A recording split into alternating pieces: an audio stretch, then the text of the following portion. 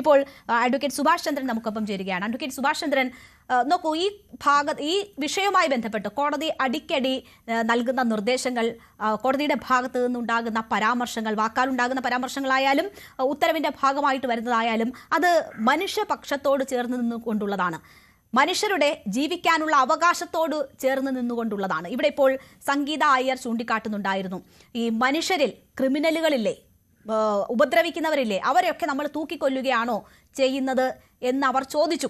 പക്ഷേ അവിടെയാണ് കോടതിയുടെ കാഴ്ചപ്പാട്, ഇതിൽ മനുഷ്യർക്കാണ് പ്രാമുഖ്യം, മനുഷ്യന് ജീവിക്കാനുള്ള സാഹചര്യം ഒരുങ്ങണം, മനുഷ്യന്റെ ജീവിക്കാനുള്ള അവകാശമാണ് പ്രധാനം എന്ന് കണ്ടുള്ള നടപടി കോടതിയുടെ ഭാഗത്തു നിന്നും ഉണ്ടാകുന്നു. അതാണോ കോടതി ഉദ്ദേശിക്കുന്നത്? തുടർച്ചയായിട്ടുള്ള ഇടപെടലുകൾ അതാണോ സൂചിപ്പിക്കുന്നത്? തീർച്ചയായും ഇതുമായി ബന്ധപ്പെട്ടുകൊണ്ട് സുപ്രീം കോടതിയുടെ ഭാഗത്ത് നിന്ന് ഇപ്പോൾ പോസിറ്റീവായിട്ടുള്ള നിലപാടുകൾ ഉണ്ടാകുന്നു എന്നുള്ളത് വളരെ സ്വാഗതാർഹം തന്നെയാണ്.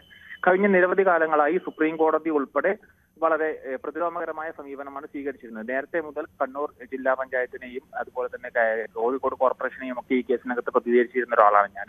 നേരത്തെ സുപ്രീം കോടതിയുടെ ജഡ്ജിമാർ ഈ കേസുമായി ബന്ധപ്പെട്ടുകൊണ്ട് എടുത്തിരുന്ന സമീപനം പ്രതിരോധകരമാണ്. പ്രത്യേകിച്ച് നേരത്തെ ഈ കേസ് പരിഗണിക്കുന്ന ജസ്റ്റിസ് കരോൾ എന്ന് പറയുന്ന വ്യക്തി, അദ്ദേഹം തന്നെ ഓപ്പൺ കോടതിക്കകത്ത് ഞാൻ മൃഗസ്നേഹിയാണെന്നും അതുകൊണ്ട് ഈ കേസ് ഞങ്ങൾ പരിഗണിക്കുകയില്ല, ഞാൻ പരിഗണിക്കുകയില്ല, അല്ലെങ്കിൽ സുപ്രീം കോടതി പരിഗണിക്കേണ്ട കാര്യമില്ല എന്ന് പറഞ്ഞുകൊണ്ട് അത് ഹൈക്കോടതികളിലേക്ക് തിരിച്ചയക്കുന്ന സമീപനമാണ് സുപ്രീം കോടതിയുടെ ഭാഗത്ത് നേരത്തെ ഉണ്ടായത്. പിന്നീട് ഈ രാജ്യത്ത് വളർന്നു വരുന്ന തെരുവുനായുടെ ആക്രമണം തിരിച്ചറിഞ്ഞുകൊണ്ട് സുപ്രീം കോടതി തന്നെ സ്വമേധയാ വീണ്ടും ആ കേസ് ഏറ്റെടുക്കുകയും ഇപ്പോൾ വളരെ പോസിറ്റീവായ രീതിയിൽ ഈ കാര്യങ്ങൾക്കകത്ത് നിർദ്ദേശങ്ങൾ കേൾക്കാമോ?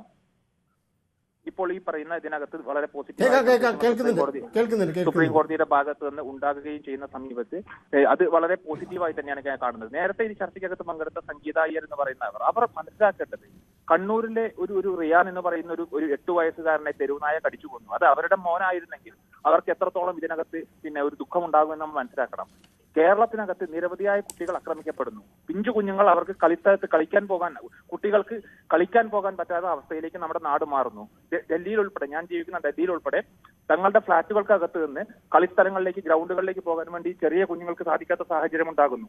ഇത്തരം സാഹചര്യത്തിലൂടെ കടന്നു പോകുന്ന സമയത്ത് ഈ തെരുവുനായകൾക്കാണ് പ്രാമുഖ്യം എന്ന് പറഞ്ഞുകൊണ്ട് അവരുടെ അവകാശങ്ങൾക്ക് വേണ്ടി വരുന്ന ഇവർ മനസ്സിലാക്കേണ്ടത്, ഇന്നിപ്പോ സുപ്രീം കോടതിയിൽ നമ്മൾ മനസ്സിലാക്കേണ്ടത്, കപിൽ സിബൽ ഉൾപ്പെടെ, ആനന്ദ് ഗ്രോവർ ഉൾപ്പെടെ ലക്ഷക്കണക്കിന് രൂപ ഒരു സിറ്റിംഗിന്, കപിൽ സിബലിന്റെ ഒരു സിറ്റിംഗിന്റെ ഫീസ് എന്ന് പറയുന്നത് 25 ലക്ഷം രൂപയാണ്. അങ്ങനെ കോടിക്കണക്കിന് രൂപ വാങ്ങുന്ന അഭിഭാഷകരാണ് തെരുവുനായകൾക്ക് വേണ്ടി ഹാജരായത്. ഈ ഫണ്ട് എവിടുന്നാണ് വരുന്നത്? ഈ ഫണ്ട് വരുന്നത് ഇന്ത്യയിലെ വാക്സിൻ ലോബിയുടെ ഫണ്ടിംഗ് ആണ്. ആ വാക്സിൻ ലോബിയുടെ ഫണ്ട് വാങ്ങിക്കൊണ്ട് ഇന്ത്യയിലെ തെരുവുനായകൾ കടിച്ചാൽ മാത്രമേ ഈ വാക്സിനുകൾ വിറ്റഴിക്കാൻ സാധിക്കുകയുള്ളൂ എന്നുള്ളത് തിരിച്ചറിഞ്ഞുകൊണ്ട് വാക്സിൻ ലോബി കോടിക്കണക്കിന് രൂപ പ്രതിഫലം വാങ്ങുന്ന അഭിഭാഷകരെ ഇറക്കിക്കൊണ്ട് തങ്ങളുടെ ന്യായം നിരത്താൻ വേണ്ടി ശ്രമിക്കുന്ന സമയത്ത് അതിനെതിരെ ശക്തമായ നിലപാടെടുക്കുന്ന സമീപനമാണ് സുപ്രീം കോടതിയുടെ ഭാഗത്തുണ്ടായത്. വളരെ സർക്കാസ്റ്റിക് ആയിട്ടാണെങ്കിലും കടിക്കാൻ വരുന്ന നായയുടെ മൂട് നമുക്ക് മനസ്സിലാക്കാൻ എങ്ങനെ സാധിക്കുമെന്ന് സുപ്രീം കോടതി ചോദിക്കുന്നു. കഴിഞ്ഞ ദിവസങ്ങളിൽ ഈ പറയുന്ന റോഡുകൾക്കകത്തുണ്ടായ അപകടത്തിന്റെ ഭാഗമായി തെരുവുനായ്ക്കളുടെയും മറ്റ് കന്നുകാലികളുടെയും ഒക്കെ ഇത്തരത്തിലുള്ള ആക്രമണത്തിന്റെ ഭാഗമായി 2 ജുഡീഷ്യൽ ഓഫീസർമാർ ഉൾപ്പെടെ വളരെ ഗുരുതരമായി പരിക്കേറ്റ്, രാജസ്ഥാൻ ഹൈക്കോടതിയിലെ ഗുരുതരമായി പരിക്കേറ്റ് കഴിയുന്ന സ്ഥിതി സുപ്രീം കോടതി ചൂണ്ടിക്കാണിക്കുന്നു. രാജ്യത്ത് വളർന്നു വരുന്ന തങ്ങളുടെ ജഡ്ജിമാർക്ക് അപകടം പറ്റുന്ന സമയത്തെങ്കിലും ഇത് തിരിച്ചറിഞ്ഞുകൊണ്ട് രാജ്യത്തെ സാധാരണക്കാരന്റെ കാര്യങ്ങൾ തിരിച്ചറിയുന്ന രീതിയിലേക്ക് തെരുവുനായ പ്രശ്നം സുപ്രീം കോടതി ഇപ്പോൾ ഒരു സമീപനം എടുക്കുന്നത് വളരെ പോസിറ്റീവാണ്. അതിനകത്ത് ഈ പറയുന്ന മൃഗസ്നേഹികൾ എന്ന് പറയുന്നവർ അവർ മനസ്സിലാക്കേണ്ടത്, മനുഷ്യാവകാശങ്ങൾ, മനുഷ്യരുടെയും കുഞ്ഞുങ്ങളുടെയും അവകാശങ്ങൾ സംരക്ഷിക്കപ്പെടണം. ഞങ്ങൾ ആരും നായ്ക്കളെ കൊല്ലണം എന്നല്ല പറയുന്നത്. പക്ഷെ ഈ തെരുവ് നായ്ക്കളെ നിയന്ത്രിക്കുന്നതിന് ആവശ്യമായ, നിങ്ങൾ എന്താ വീട്ടിൽ വളർത്താൻ തയ്യാറാവാത്തത്? നിങ്ങൾക്ക് തെരുവിൽ തന്നെ ഇതിനെ വളർത്തണമെന്നും തെരുവിൽ തന്നെ പാലൂട്ടണമെന്നും തെരുവിൽ തന്നെ ചെയ്യണമെന്നും നിങ്ങൾ ഇതിനെ കൊണ്ടുപോയി വളർത്തുന്നത്. നിങ്ങൾ ഈ പറയുന്ന സംഗീത ഇവിടെ ചൂണ്ടിക്കാട്ടിയ കാര്യം, അവർ 140ഓളം തെരുവ് നായ്ക്കളെ വീട്ടിൽ പാർപ്പിച്ചിട്ടുണ്ട്. അങ്ങനെ പാർപ്പിക്കുന്ന നിരവധി ഡൽഹിയിലേക്ക് വരട്ടെ, ഞാനൊരു 300 തെരുവ് നായ്ക്കളെ ഞാൻ ഇവിടുന്ന് കൊടുക്കാം. ഇതിനെ കൊണ്ടുപോകാൻ വേണ്ടി ഒരു സംഗീതയെ കൊണ്ട് മാത്രം ഇത് ചെയ്യാൻ കഴിയുന്നില്ലല്ലോ. അല്ലെങ്കിൽ ഇവിടെ വരുന്ന സമയത്ത് എന്റെ സൊസൈറ്റിക്കകത്ത് പുറത്തുൾപ്പെടെയുള്ള പ്രശ്നം എന്താ വെച്ചാൽ, ഇവിടെ വന്ന് പാലൂട്ടി ഇതിന് ബിസ്ക്കറ്റ് കൊടുത്ത് പോകുന്ന ആളുകൾ, പക്ഷെ കടി കൊള്ളുന്നത് എന്റെ ഉൾപ്പെടെയുള്ള കുഞ്ഞുങ്ങളാണ്. അവരാരും സ്വന്തം സൊസൈറ്റിക്കകത്ത് ചെയ്യുന്നില്ല. സ്വന്തം സൊസൈറ്റിക്കകത്ത് ചെയ്യാതെ മറ്റു സൊസൈറ്റിക്കകത്ത് മറ്റു പ്രദേശങ്ങളിലും വന്ന് തെരുവുനായ്ക്കളെ പാലൂട്ടി പോവുകയും ബിസ്ക്കറ്റ് കൊടുത്തു പോവുകയും ചെയ്യുന്നവർ, ഇവരാരും ഈ പറയുന്ന സംഗീതയെ പോലെയുള്ള ആളുകൾ എല്ലാ സ്ഥലത്തുണ്ടെങ്കിൽ നമുക്ക് സന്തോഷമേ ഉള്ളൂ. നമ്മൾ തെരുവുനായ്ക്കളെ കൊല്ലണമെന്ന് ആരും പറയുന്നില്ല. പക്ഷെ തെരുവുനായെ നിയന്ത്രിക്കണം, അതിന്റെ അക്രമോത്സുകതയെ നിയന്ത്രിക്കണം. കുഞ്ഞുങ്ങൾക്കും മനുഷ്യനുമാണ് പ്രാധാന്യം. അവരുടെ ജീവനും സ്വത്തിനും സംരക്ഷണം ഉണ്ടാകണം.